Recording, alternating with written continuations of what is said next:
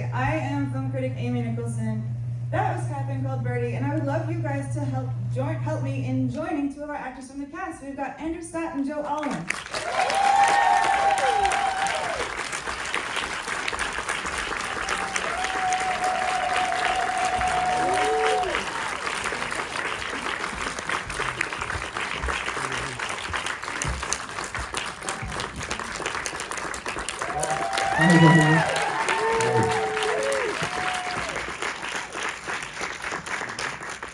We're going to have some audience questions at the end, so start thinking of something brilliant to ask. But for now, I really want to start by just saying, this is such a fresh and wonderful summoning of like 13th century England. And from what I've heard about the set, you shot on location in a real castle. I'm assuming that doesn't have a lot of outlets. You're surrounded by a real village, geese, mud.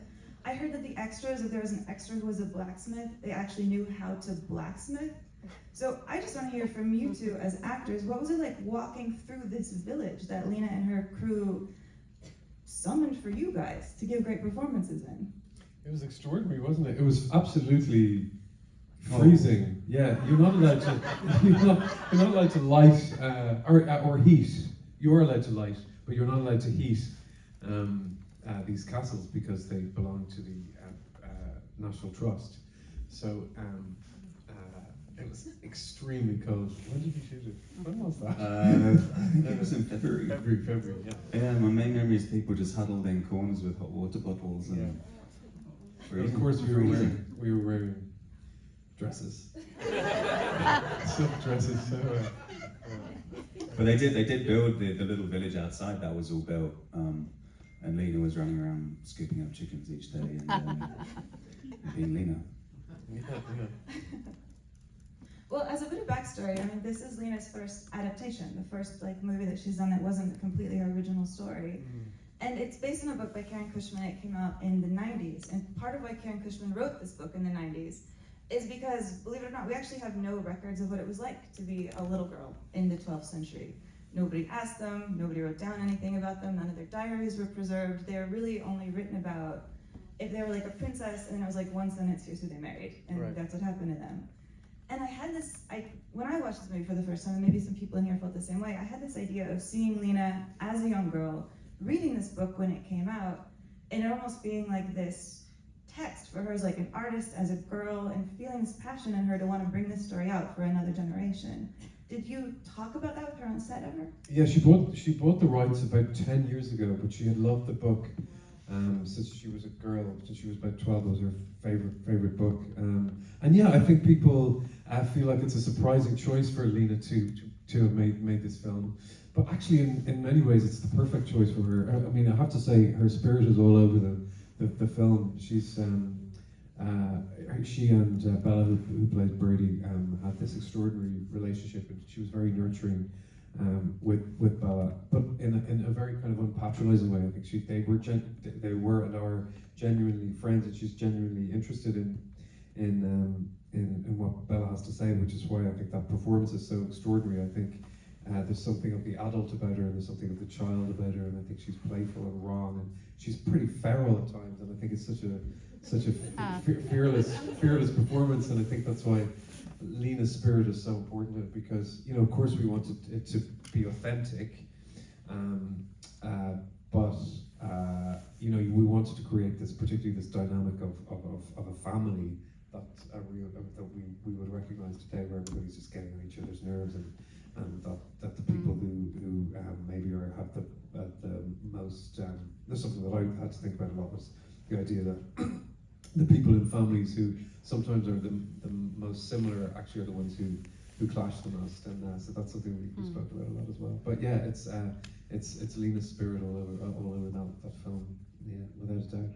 Well, yeah, and in making that happen, I mean, she clearly felt free to rework the book as she needed. Your character, the Father Lord Rollo, is much different from in the book, where he's more of like a off-screen tyrant who you see as force, but you don't really get to spend that much time with him. Yeah, it was something that I spoke to Lena very much. It was a big interest of mine, actually, in the idea that about making the father. In the book, he's a little bit more of a tyrant. He's very sort of macho in the book, and I really wanted to explore the idea that he actually doesn't fit into this society either. Actually, that he suffers because he's not a a great, I don't know, whatever they do, harpooning or sort of funny, I don't know. I'm not a method actor. But like so that he would really suffer under this regime as well, and so that he didn't fit in amongst the men in the same way that his daughter doesn't fit in relation to what it's like to be what's expected of a woman. And I think that was something that Lena really embraced, the idea that that the male characters are as complex as the female ones. Yeah, I think you really see that in your character, Uncle George. I mean, this is what I find so interesting about a character like Uncle George and this Crusader is that this time period is where I think we get a lot of our stories about like King Arthur, Sir Galahad, the Knights of the Round Table, these ideas of heroism that I think have kind of been baked into Western culture. Like there's a direct line from the men of this time period and the stories that people told about them and how they talked about them to superhero movies. And I feel like your character is kind of trying to say something different about this template. Like, who is Uncle George to you, or what did you want to do with that performance? Yeah, I really liked, I found it very relatable kind of from Birdie's point of view as much as anything. I remember growing up and being Birdie's age and having that very relatable feeling of having a neighbor or a family member or whoever it was that in my eyes or in your eyes was a knight in shiny armor and was kind of untouchable and was the coolest kid who lived up the road or whatever it might be. And then having those very heartbreaking, like tender, awful moments when you realize they are just as messy and as human as everyone else. They might let you down and they might hurt you, and it's not intentional, but I just remembered that really viscerally. And I liked that Lena had, I mean, it's there in the book, but I liked that George, came back from the Crusades slightly broken. But in Birdie's eyes, of course, he is still this shining light, and it's only as the story kind of creeps on that she realizes something's changed, and he has to say, no, I'm messy too. Well, yeah, and there's this moment where I feel like we in the audience see a light kind of go out of your eyes, too. Yeah, well, he gets married off. Yeah. I mean, which I think is interesting that Lena explored that as well. I mean, obviously, Andrew was saying this before, it's easy to think about his character as a kind of, on paper, as a villain for selling off his daughter, but of course that's what people did back then to survive. And it happened the other way as well, and George going off with Ethelfrith was just a means to an end. But they kind of made it work, in a strange way. I mean, she's charming. But it is your character who gets a duel, your big like action scene, and that's another scene that I think was not in Give the audience what they want to see. I'm guessing you just did months and months and months of training to pull that off. Wouldn't stop, Jesus. You give and you give and you give. Yeah. Sorry, what was the question? I was wondering about how you only ate raw chicken for 6 months. Yes, exactly. And still doing that.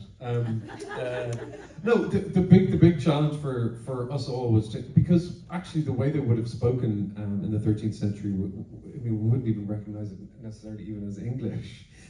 So how do you talk about how do you make the film relevant in the sense that, of course, with the nucleus of the film is the subjugation of women, and of course that's still going on, and so this sort of metaphor of this beautiful, brilliant child being caged like a bird, really still exists today, and I think one of the wonderful things about Lena is, and one of the reasons that I think this film is very important, because the film's been out for a little while now, and showing it to my godchildren who are teenagers and all her friends, and these films, it's a very difficult thing to do tonally to create a film like this without sort of hitting people over the head with the message of the film. And I think comedy drama, something that can open your laughing duct. If you're able to laugh at the beginning of a film, it prepares us absolutely for our hearts to be open as well. And it's a very, very difficult thing to do. And, you know, laughing in an audience is a completely involuntary thing. You know, when we're engaged in a film in a dramatic way, I think it's of course it's difficult to do, but it's easier to do than to make people laugh. And that's why Lena, I think, has got such an extraordinary, singular vision. And that's what I think the great achievement, her great achievement is in the screenplay and the atmosphere that she tried to create, which is to just keep it as. So I really do think sometimes, even when I looked at the film, I don't even remember saying some of the lines because you're just playing all the time, which is what we're required to do. You know. Yeah, I feel like you see some of that sense of freedom for you guys to sort of play and shape your characters in something like the wedding sequence. You know, so much of that sequence is told through looks, where you're looking, where you're looking, how people are looking. It's silent and it's like embodied. Yes, yeah. How? What's about with Bella thinking of just looks? What's amazing with her performance is there's a lot of it that's just voiceover, and you're just watching her face and watching her think a lot and respond. And she's so brilliant. I mean, but to your point, I feel like as a critic, to me, one of the genres we're really lacking in today is like really, really just stellar movies that make kids realize they love movies. Yes. You know, kids films that aren't just about selling them toys, but kids films that are just great. That are just like all around great. Yeah. And I'm wondering, since this film hasn't been out for a few months, have any kids come up and talk to you about it? Yeah, they really have. I think kids are very good at recognizing authenticity. And if kids are bored, and not actually just kids, but like young adults, and that's again why I think because Lena has she's a real person without guile, I think. And so she was genuinely interested in what Bella had to say. She wasn't just trying to coax the performance out of this young actress, you know, and then sort of leave her aside. She's genuinely interested in young people, and I think she was nurtured in that way. And you know, she comes from a very artistic household, and I think that sort of genuineness really affects kids. And if they're bored, they'll tell you. They'll just get on their phone, you know, and do other things to absorb their time. But yeah, that's been really wonderful. And you know, and they understand things, you know, really, really much more deeply than I think sometimes we've been credit for. I mean, I heard, and I'm curious if this is true, that, you know, in the scene where Birdie meets the Mitten Man and they share their first kiss, that it was actually Bella's idea, that she would not be so into that kiss after it happened. It would just be fine, not transcendent, just there. Yeah, that's without a doubt, that's true. That sounds like Bella all over. Well, that's exactly it's wonderful, and you go, yeah, it doesn't have to be cinematic in that sense. I think that's why the film works, because they're all really flawed, and you know, some of those. One of my favorite parts of the film is when Bella is really behaving badly and she's really shouting and she's getting it really wrong, and I think those are the experiences that we really remember as kids, or as young adults, even though we think we're always right. But then, as adults, we always think we're always right too. We're about to take it to audience questions, but I do want to ask, you know, Lena went a decade without making a film. And then in this last year, she's made 2 films back to back. She made this and Sharp Stick, which if anybody here has seen Sharp Stick, really radically different film. It's like more of like a 60s sex satire. What was it like to be with her on set as she's kind of getting her gears back, realizing that this is a medium that she has missed and wants to do again? It was great. I remember. I think also because she is a performer herself, and she's been, you know, obviously was in Girls and other things, and is an actress and an actor as well. She really knows how to deal with people on set, and she's so attentive and really takes care of everyone, whether it's heads of department, crew, actors, whoever it might be. She gives you the space and the time and the positivity and encouragement. Exactly, yeah. She's unbelievably positive and encouraging, which and it's not that other directors or people aren't, but sometimes, you know, they get what they need and they might not say that to you, and then they'll move on. But it's just little things she will do, perhaps because she has been in front of the camera as well, that she knows how to steer it from that point of view. Did she consider acting in this herself? No, I don't think so. I don't know. I think there was a tiny cameo with her that got cut. Oh, She cut herself out of her own movie? I could be wrong. I could be wrong. But you know, it's like the director is your first audience. You know, so if you have directors, and you do get a lot of them who are just like, and you finish it, and it's quite a vulnerable thing to do when you're acting, as so many people in the audience know. And so when you just realize that they're just moving on to the next scene, you think, are they all bitterly disappointed? And what you need as an actor is you need confidence. You need to go, you know, so it's a bit like good parenting. You sort of reward the good and ignore the bad, rather than ignore the good and, you know, whatever. I'm sorry, I'm getting a little jet lagged here. We were both saying that we've just got off the flight from London, so we've been up for what seems like 3 days. So if we suddenly stop talking, it's not because we've had a stroke. Sorry. I would say also, Lena, she was acting this during COVID as well, and for me, I think it was the first time I went back to work during the pandemic, and you know everyone was in masks, and when I came on for the first few days, she was directing via Zoom because she was having to isolate because she'd been in contact with someone who had it or something like that, and so she was dealing every day with these issue after issue of, well, someone's tested positive or someone might be testing positive, or directing 3 miles away in a cottage in Wales. So she had a lot on her plate, but yeah, her energy and positivity and enthusiasm and imagination is kind of unparalleled, and she's just so funny. Like, to have someone so funny on set is great. You understand now I'm picturing people in peasant costumes carrying a laptop with their face on it through it. That's exactly right. Wonderful. Exactly I'll right. keep that in my head then. Who is our first questionnaire out there? Yes, right there. Hi, I just want to thank you both for the wonderful performances, but I'd also like to say, Andrew, I got to see your Hamlet in London, and I thought it was breathtakingly brilliant. Oh, and thank you so beautiful. much. And I just wanted to thank you. For Thank that you. extraordinary. That's very kind of you. I'm going to do a bit of it now. Thank you very much. It's very kind of you. I guess right there. I also saw you in Hamlet in London. Everybody in the audience. To be no. So, how did you guys get attached to this project? Did Lena come to you guys? Did you guys audition? She'd seen her in Hamlet. This is how I got the part. Joe was the first person to be cast. Possibly. Yeah, We'll cast around Joe.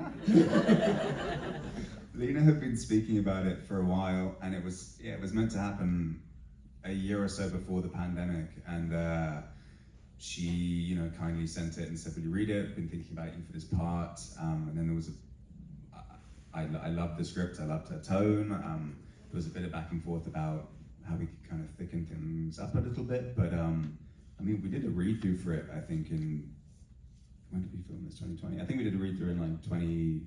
We filmed it in 2021, yeah. I think there was a read through in 2019. So it had been a while, and then Wasn't invited to that. Angela was invited to that. I think you were. Was it? I don't think so. You were on stage somewhere, I think. You played my part. And then a few days before, you were brought in, weren't you?